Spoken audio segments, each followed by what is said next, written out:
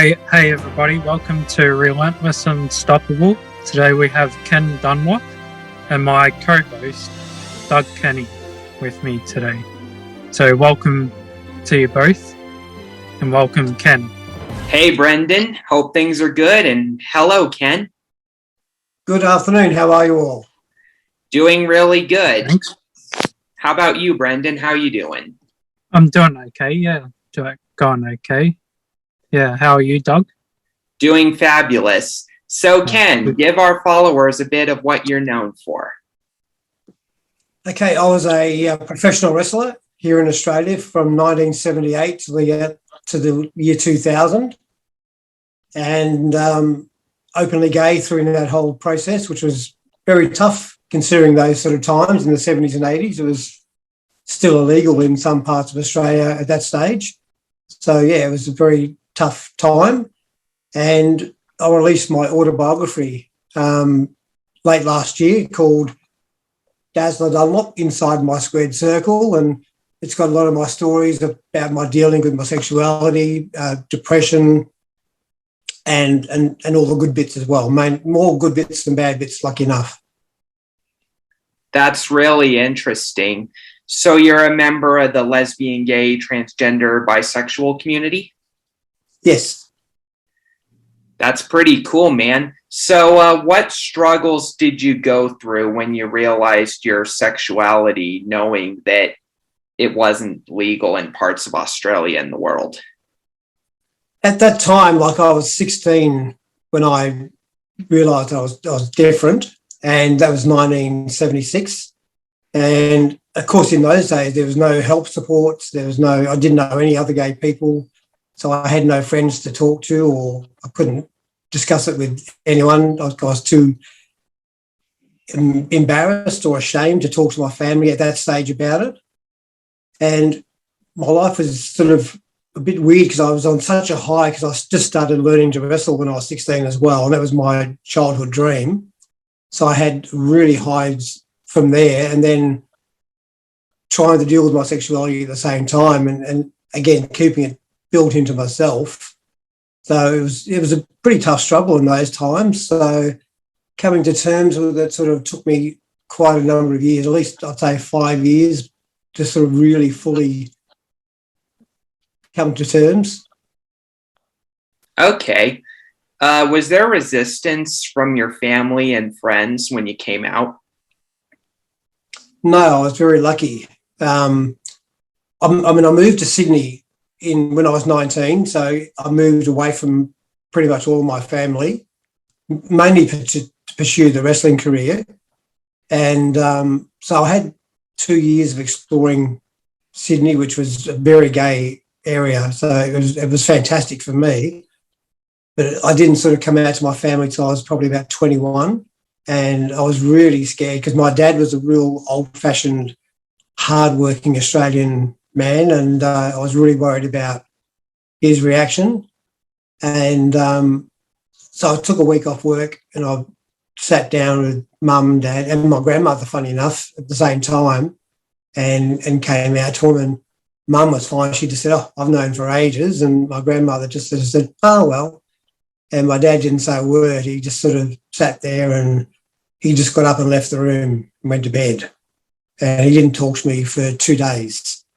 Mm-hmm. So I thought, well, I better go back to Sydney. And then he came in and said, "No, stay here." And he said, "I don't understand it." He said, "You're my son. I love you." He said, "Just don't talk about it anymore." So I didn't discuss it with him for a long time.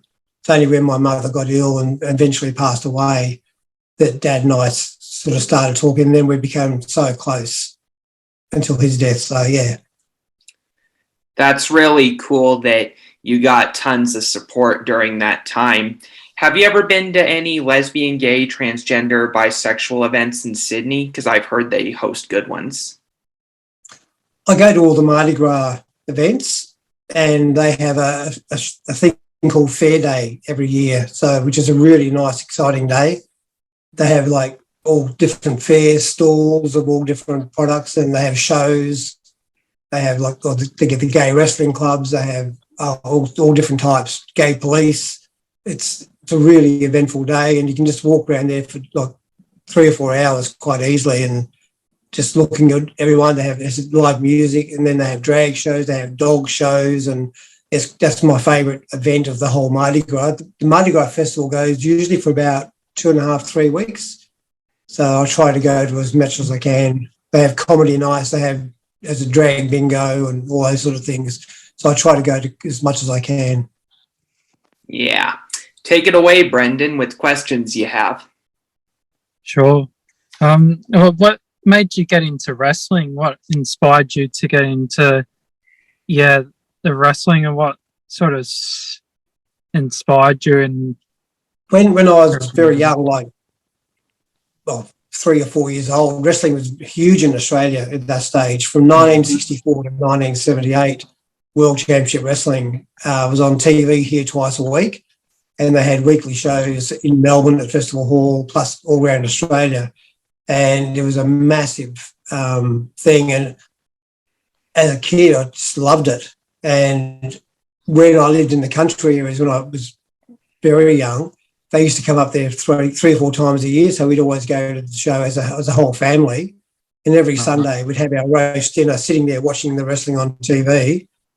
And when I was about 13, we moved down to Melbourne, so it was closer. So Mum and I started going every Saturday night to Festival Hall, and we got to meet a few of the local wrestlers and become friends with them and their families.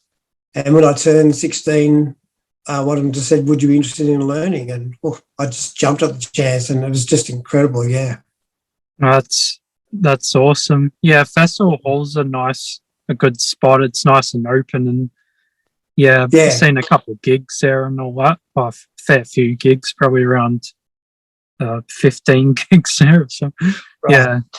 I saw a lot of concerts there over the years too. Yeah, it's a good venue. Yeah. And now it's owned by Hillsong Church now.